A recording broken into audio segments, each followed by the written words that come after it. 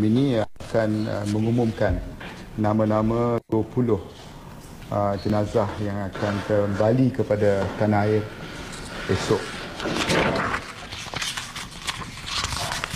Saya sebut setiap nama bermula dengan jenazah pertama Mastura Mustafa, kedua Ahmad Hakimi Hanafi, ketiga Hamfazlin Syah Muhammad Arifin, keempat Nur Syazana Muhammad Saleh, yang kelima Dora Syahila Kasim, yang keenam Fu Mingli, ketujuh Karamjit Singh Kanal Singh, yang kelapan Eng Ching Zeng, yang kesembilan Mabel Anthony Swami, yang kesepuluh Paul Rajasingham Sivanatnam, yang ke-11 Elizabeth Eng Liati, yang ke-12 Lee Hui Pin, 13 Angeline Premila Rajendran, 14 Ariza Ghazali, 15 Muhammad Arif Tambi, 16 Nur Rahimah Muhammad Nur, 17 Chong Yipeng,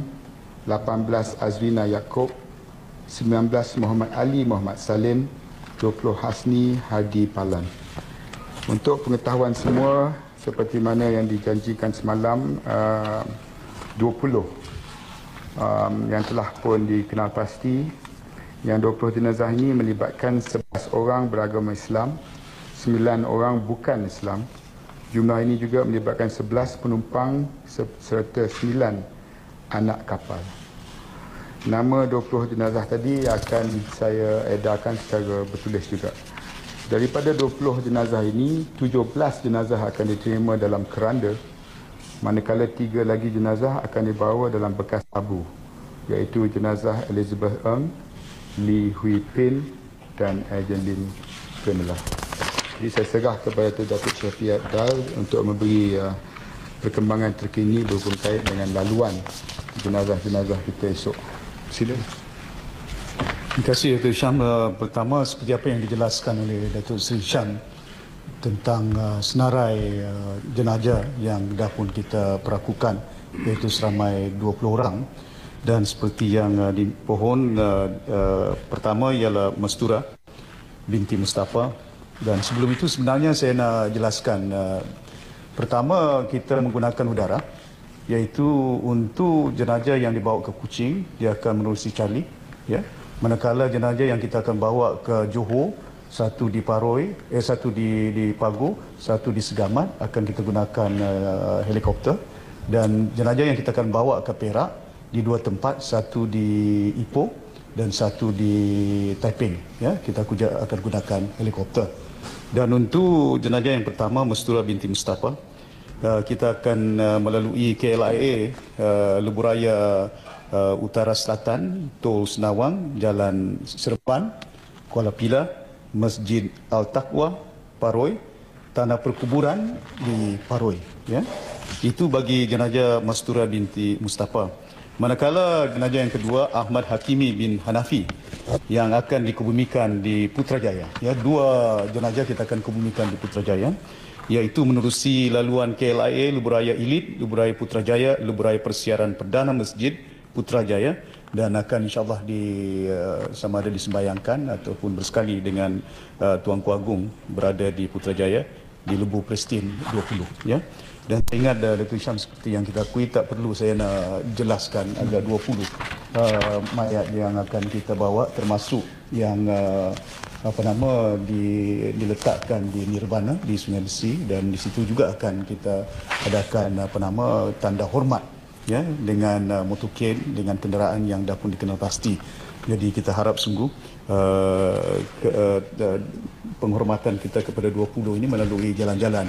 Ada yang di Sarawak, ada yang di Johor, ada yang di Ipoh, dan termasuk di Lembah Kelang, di Gombak, di pengkebumian di Putrajaya. Saya harap sepanjang laluan-laluan itu, ya, agar tanda hormat kita kepada mangsa dan jenazah ini, rakyat Malaysia, kalau boleh, ya, dalam rasa terbuka, ya, rasa simpati kita boleh paparkan dengan tanda hormat, ya, berada di tempat-tempat yang seperti yang saya sebutkan, laluan-laluan yang dah kenal pasti. Dan ini ada pun pihak polis bekerjasama yang begitu baik untuk membolehkan supaya mempermudahkan. Kita tahu jalan itu agak congested, ada traffic jam waktu itu malam-malam musim Jumaat, ya, dan kita nakkan supaya laluan ini berjalan dengan lancar, ya, kita dapat sempurnakan.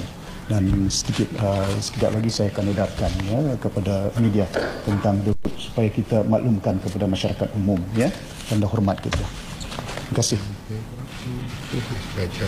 Ya, manakala mayat yang kita akan terbangkan pertama ke Ipoh ni menerusi Charlie, ya, bukan menerusi yang ni macam Mark Rider ni.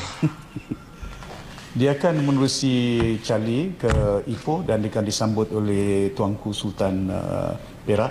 Lepas itu akan ada juga penerbangan daripada KLIA menerusi helikopter ke Taiping, ya.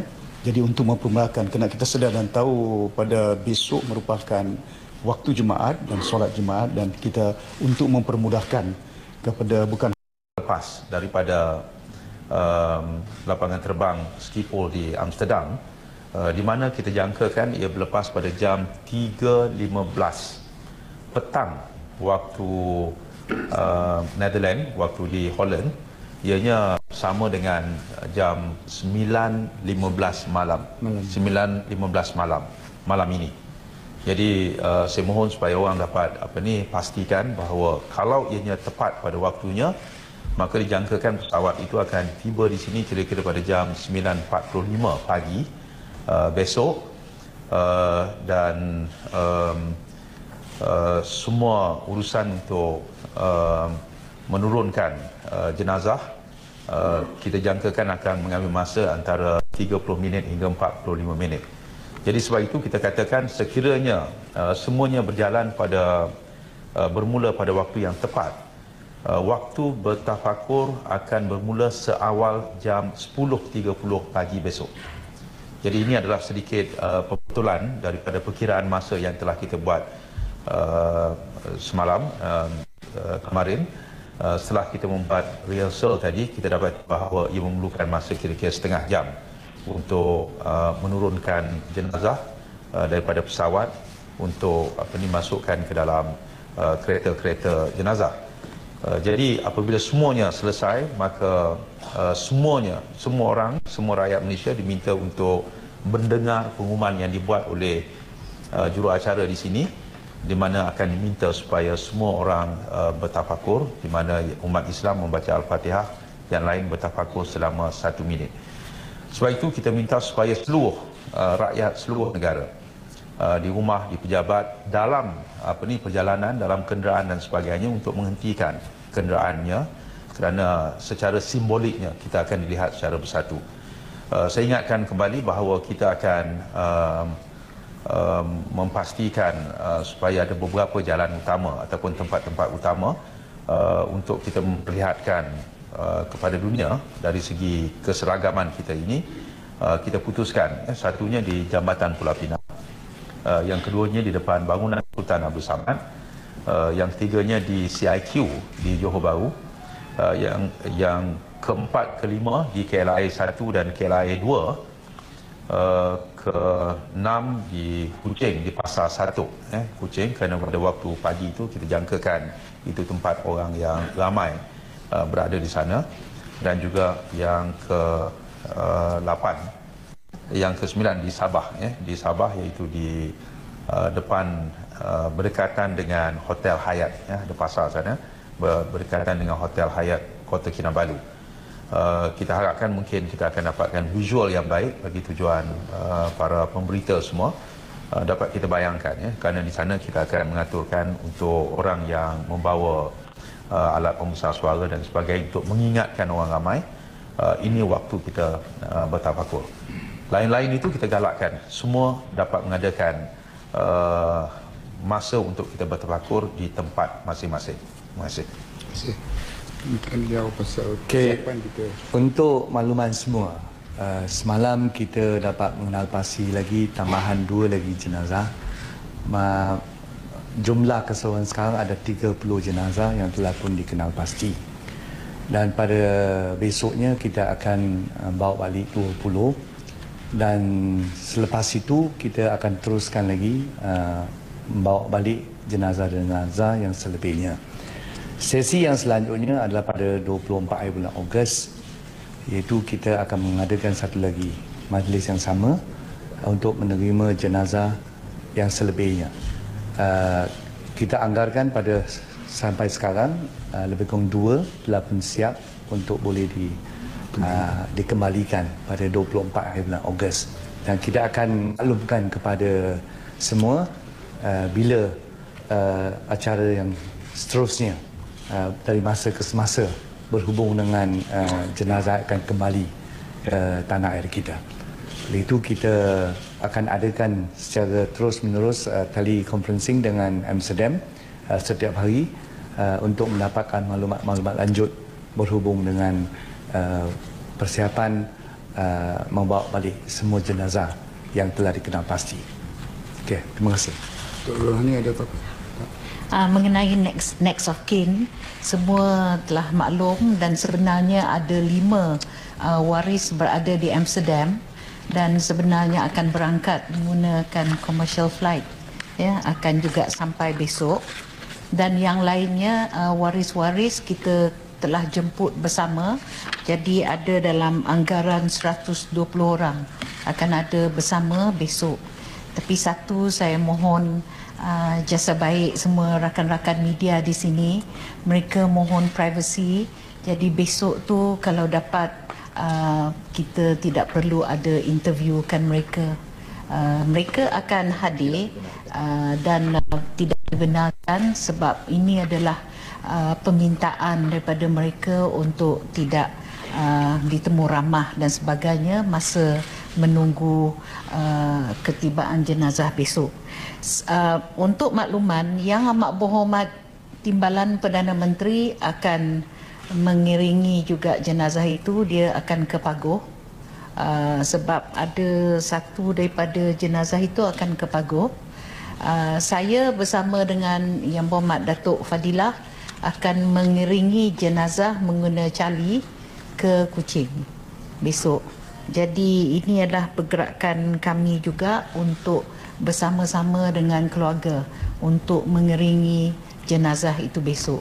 Jadi yang lainnya insya-Allah saya akan berjumpa malam ini bersama dengan semua waris yang ada untuk sekali lagi saya cuba hendak meyakinkan kepada mereka supaya jenazah itu tidak perlulah hendak dibukakan. Sebab memang saya katakan ianya telah diuruskan dengan sebaik yang mungkin daripada Amsterdam. Jadi ini saya cuba yakinkan, walaupun sebenarnya kebanyakan daripada waris dia bersetuju dengan tidak perlu untuk membukakan lagi jenazah. Tapi di dalam saya berjumpa nanti, saya akan cuba meyakinkan sebab segala-galanya sudah kita uruskan dengan begitu baik. Walaupun apa agama, termasuk JAKIM ada di sana dengan melalui Tan Sri Joseph Kurup dan Wee Ka Siong, Datuk Wee Ka Siong ada di sana untuk memastikan bahawa segala urusan jenazah sebelum sampai ke sini sebenarnya sudah diuruskan dengan sesempurna yang mungkin. Ya. Yang Berhormat Timbalan Perdana Menteri tadi akan menunggu jenazah arwah Muhammad Ali Muhammad Salim di Pagoh, bukan dengan salah silap mengiringi pula jenazah. Yang dua menteri mengiringi jenazah ke Kuching ialah melalui pesawat Charlie kita. Tapi Tan Sri Mahyudin akan berada di Pagoh untuk menunggu ketibaan arwah Muhammad Ali di sana. Ada soalan tak?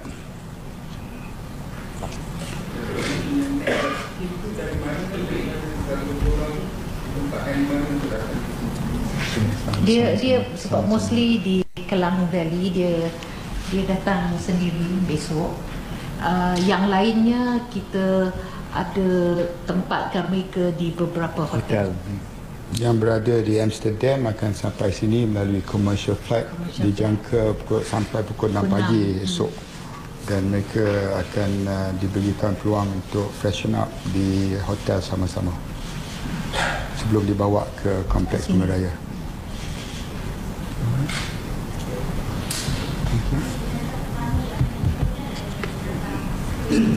Ya.